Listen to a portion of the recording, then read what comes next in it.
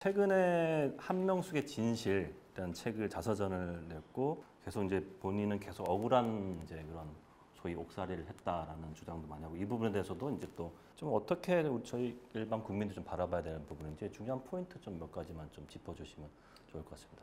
아마 이렇게 전직 국무총리가 뇌물수수로 처벌받고 실형을 산 건 우리 역사상 또 해방 이후 처음이었을 거예요.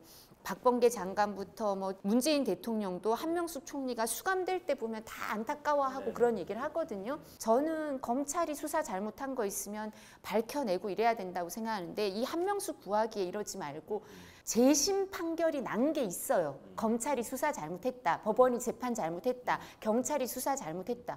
그런 거를 열심히 해서 우리 사법 시스템의 문제가 뭔지 기록으로 남기고 그걸 고치기 위해 노력하지 아무리 뒤져도 안 나오는 걸 왜 계속합니까? 인적 자원은 한정돼 있는데 한명숙 전 총리도 그런 얘기 한마디 하시면 좋겠어. 뭐 감옥에도 계셨으니까 억울한 사람들 봤겠죠. 그 사람들, 이름 없는 사람들을 위해 노력해달라 이런 말씀은 안 하시대요. 한만호 씨에게 1억 원 수표를 빌려서 보관하고 있다가 전세자금 급했던 동생에게 빌려준 것이었다 이렇게 나와 있어서 그거 자체가 인정하는 거예요.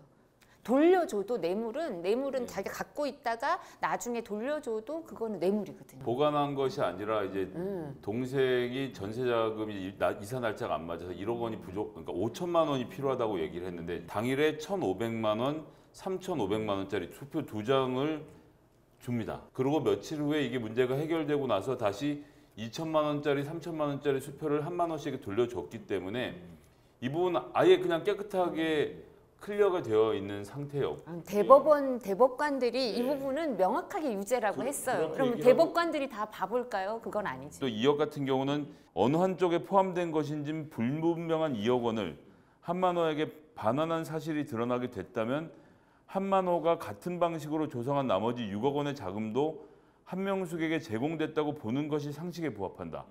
저는 이렇게 두루뭉술하게 대법원 판결이 나오는 것은 뭐 제가 변호사가 아니니까 뭐 자세하게 말씀드릴 수는 없지만 이런 경우가 또 있나 싶어요. 이렇게 써요. 아니 언제 자금이 제공됐는지를 모르는 자금인데 3억 원이 이랬으니까 나머지 6억 원도 그랬을 것이다라는 이 짐작을 판결에다 집어넣은 건 아닙니까? 그래서 6억 원에 대해서는 계속 얘기가 있는 거죠.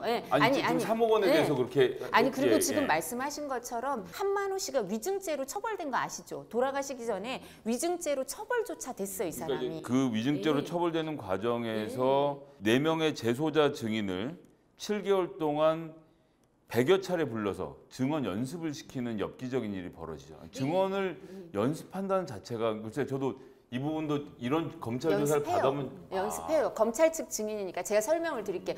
이 4명을 100여 차례 하는 거니까 일주일에 한 번꼴로 불렀어요. 그래서 그거는 그렇게 할 수 있고요. 왜냐하면 진술이 계속 바뀌는 거니까. 한만호 씨한테 들은 얘기를 그냥 하기만 하면 되는 건데 아니요, 진술이 계속 바뀌니까. 그럼 제소자들이 진술이 그리고 바뀌는데 제가 요 말씀을 드릴게요. 요 말씀을 드릴게요. 재판에 이런 사람들 부르나요? 법원에서 이 부분에 대해서 대법원에서 논의를 했어요. 지금 말씀하신 것처럼 이게 과다하게 부른 거 아니냐, 안 좋은 관행 아니냐, 이걸 타파해야 되는 거 아니냐, 그리고 안 좋은 관행이니까 뿐만 아니라 위법한지 아닌지도 따졌어요. 수사권의 남용이라고 봐서 이 사람들 진술을 믿을 수 있을 건가 없을 건가 다 판단을 해요. 지금 말씀하신 문제 제기 있죠. 이 백승원 변호사님이 하신 거 알죠? 1심에서. 법조인들이 생각할 수 있는 모든 주장을 다 했어요. 수사권 남용이다, 잘못된 관행이니까 위법하다. 그거에 대해서 대법관들이 전체 그래서 전원 합의체에서 한 거예요. 그래서 6명의 소수 의견은 단지 정황 증거의 존재만을 내세워 손쉽게 신빙성을 인정한 것이다. 이것은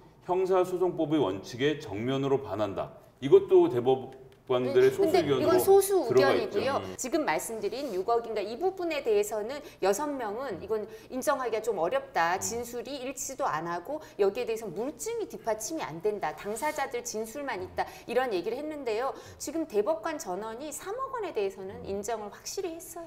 그리고 말씀하신 모든 인권 침해나 이런 문제에 대해서도 다 논의해서 다수 의견이 이거는 위법하다고 볼 수 없다. 이렇게 한 거니까요. 조금 전에 말씀드린 대로 이 검찰에서 100번씩 증인을 불러다가 증언 연습을 시키는 사법정의라는 것이 우리나라에 존재한다는 사실을 저는 최근에 알게 돼서 너무 충격이었습니다. 추징금 내시고 법치주의 존중하는 모습을 보여주시기 바랍니다. 또 유일한 여성 총리님. 네, 다음 주에도 시원한 사이다와 함께 여러분 네. 다시 만나도록 하겠습니다. 오늘 고생 많으셨습니다. 네, 감사합니다. 네, 수고하셨습니다. 감사합니다.